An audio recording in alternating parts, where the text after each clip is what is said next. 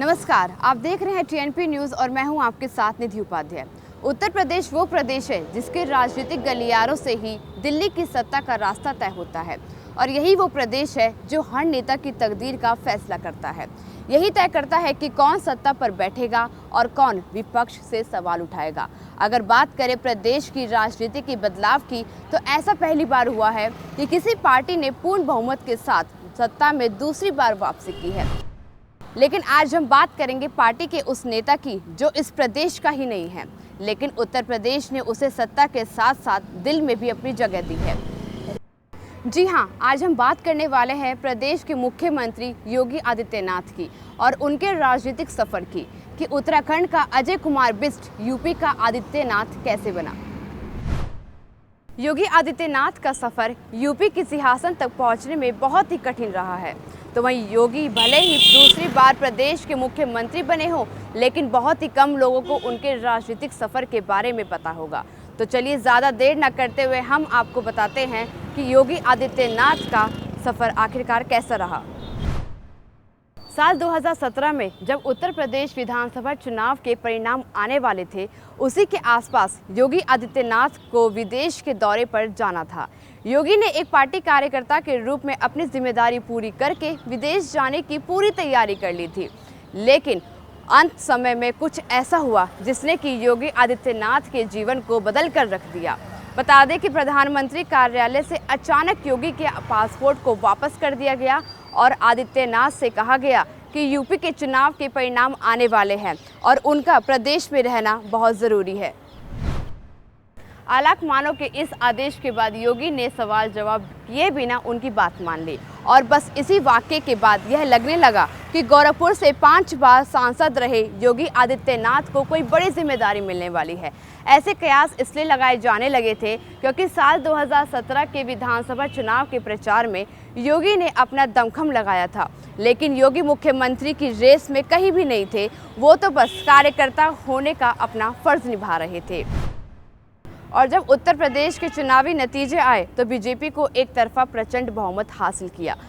Party के किसी नेता या कार्यकर्ता ने यह सोचा तक नहीं था कि बीजेपी को इस तरह की प्रचंड जीत मिलेगी। चुनाव में जीत मिलने के बाद पार्टी के सामने बड़ी समस्या खड़ी हो गई कि उत्तर प्रदेश में मुख्यमंत्री आखिर किसे बनाया जाए। प्रदेश में चुनावी नतीजे आने और बीजेपी की जीत के बाद राजनीतिक फिजा में मुख्यमंत्री की रेस में कई बड़े नाम चलने लगे। उस समय के तत्कालीन गृह मंत्री राजनाथ सिंह भी मुख्यमंत्री की रेस में दौड़ लगा रहे थे और बता दें कि हालांकि राजनाथ सिंह ने कभी भी इस बात को कबूल नहीं किया। मुख्यमंत्री की रेस में तत्कालीन प्रदेश अध्यक्ष केशव प्रसाद मौर्य का भी नाम था, जो बड़े ओबीसी नेता के तौर पर 2017 के चुनाव में उभर के सामने आए थे। और इतना ही नहीं, प्रधानमंत्री नरेंद्र मोदी के सबसे करीबी नेताओं में से एक मनोज सिन्हा भी मुख्यमंत्री पद पर अपना दांव लगा रहे थे। बताया तो यह भी जाता है कि उनके मुख्यमंत्री पद की शपथ लेने के लिए तैयारियां भी शुरू कर दी गई थी। और इन सब कयासों के बीच 17 मार्च 2017 को मुख्यमंत्री पद को लेकर दिल्ली में आलाकमान सक्रिय हुआ। उस वक्त जिस व्यक्ति ने सबसे ज़्यादा अपना दम झोंका था, वापस अपने घर गोरखपुर लौट गया था, लेकिन अचानक से उसे दिल्ली से फ़ोन किया गया और तत्काल दिल्ली बुलाया गया। यह कोई और नहीं बल्कि योगी आदित्यनाथ थे।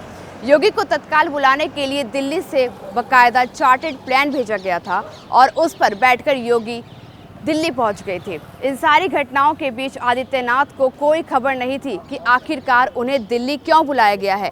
दिल्ली आने के बाद योगी आदित्यनाथ को आलाकमान निर्देश देता है कि आपको उत्तर प्रदेश के मुख्यमंत्री के तौर पर शपथ लेनी है और आपको तुरंत लखनऊ जाना है। लखनऊ में योगी आदित्यनाथ को नेता विधायक दल चुना जाता है और 19 मार्च को योगी आदित्यनाथ का शपथ ग्रहण होता है। तो वहीं देश में हिंदुत्व के फायर ब्रांड नेता के तौर पर अपनी पहचान बनाने वाले योगी आदित्यनाथ ने कभी सपने में भी नहीं सोचा था कि एक दौरा रद्द होने पर उनका पूरा जीवन बदल जाएगा और वो देश के सबसे प्रभावशाली प्रदेश के मुख्यमंत्री बन जाएंगे। तो तो वहीं कई राजनीतिक विश्लेषक तो यह भी कहते हैं कि योगी आदित्यनाथ को मुख्यमंत्री बनाकर बीजेपी ने हिंदुत्व की राजनीति को फिर से जिंदा रखा है।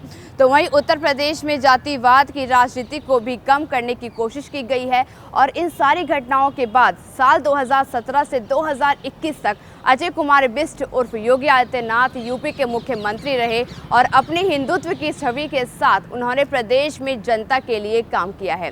साथ ही गुंडाराज भी खत्म किया गया है और इस बार के विधानसभा चुनाव को बीजेपी ने खुलकर योगी आदित्यनाथ के चेहरे पर लड़ा और इतिहास रच दिया। तो बस इस दिलचस्प तरीके से उत्तराखंड का अजय कुमार बिष्ट यूपी के योगी आदित्यनाथ बन गए। जैसा कि हमने आपको बताया योगी आदित्यनाथ के इस सफ़र के बारे में, वैसे ही हम आपको सफ़रनामा में अगले नेताओं के बारे में कुछ दिलचस्प कहानियां बताएंगे और साथ ही उनके राजनीतिक सफ़र के बारे में बताएंगे। तो आप देखते रहिए TNP न्यूज़। धन्यवाद।